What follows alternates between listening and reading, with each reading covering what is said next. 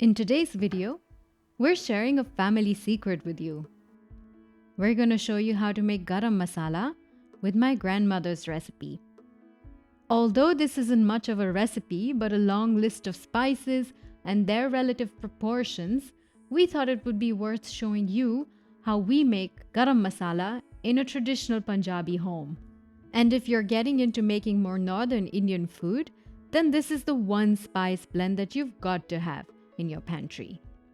Now you can of course always go ahead and buy garam masala from your local Indian supermarket, and we don't expect all of you to buy all of the ingredients and spices that you need to make this, but there are of course many advantages of making this at home. The first one being flavor. Garam masala is a blend of a number of whole spices. But when you buy a blended garam masala from the supermarket, you don't really know what's in it. Manufacturers often add a lot of cumin or coriander seeds to their mix as they are cheaper ingredients and skimp out on ingredients like black pepper, cardamom, or nutmeg, which are critical to a great garam masala.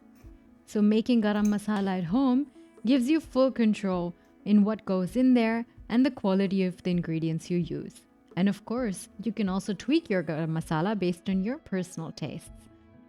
Another argument for making garam masala at home is longevity.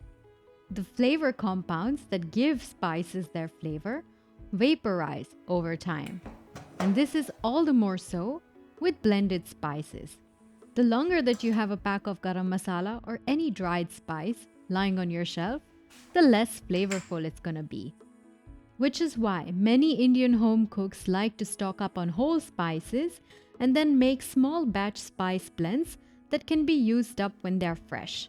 Whole spices, when stored properly, have a longer shelf life as they have less of their surface exposed to air and moisture.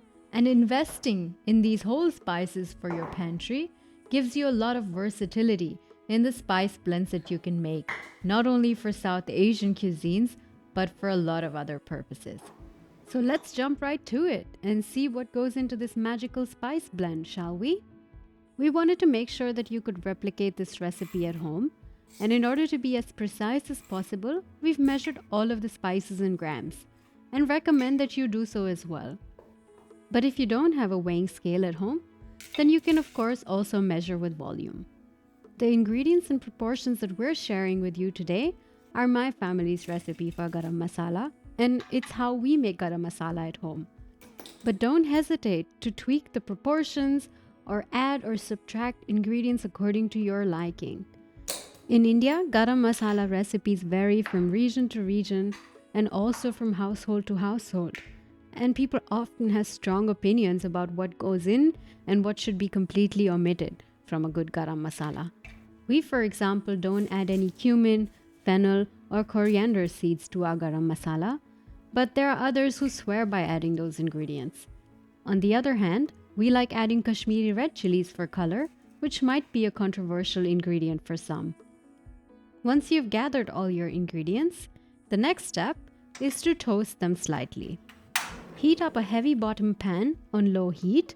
Here we're using a cast iron skillet, and once the pan is warm, add in your biggest spices first. We're only going to toast the spices very slightly to awaken the flavors.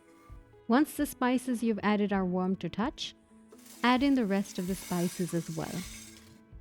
We're not really trying to get any color on the spices, and we definitely want to make sure that we don't burn them. So watch them closely and stir constantly for about 30 seconds, and then you can take them off the heat. Transfer the toasted spices to a plate and spread them around so that they can cool completely. Once the spices have cooled down completely, we're ready to blend them into a powder. We're using our trusty old Indian blender for this, but we're guessing you all probably don't have one. But no worries. Instead, you can use a coffee blender, or you can do it the traditional way and use a mortar and pestle for this. And here comes another advantage of making this at home. When grinding your own garam masala, you can decide how coarse or fine you want it to be. In a lot of rustic and home-style Punjabi recipes, a coarser garam masala is preferred to a very fine ground one. So we try not going too fine when we grind garam masala at home. When you're done, it should look something like this. And that's it, folks. That's how we make garam masala at home. Now, to make the most of your garam masala and keep it fresh for longer, transfer it to an airtight container and use it in your favorite Indian dishes. If you enjoyed today's video, give it a like and let us know in the comments if we convinced you to make your own garam masala or not. Either way, we'd love to hear your thoughts. And if you're wondering how to use this garam masala, then you should definitely check out our other recipes where we make Punjabi delicacies like malai kofta, dal makhani, shahi paneer, and many other dishes that you can experiment with.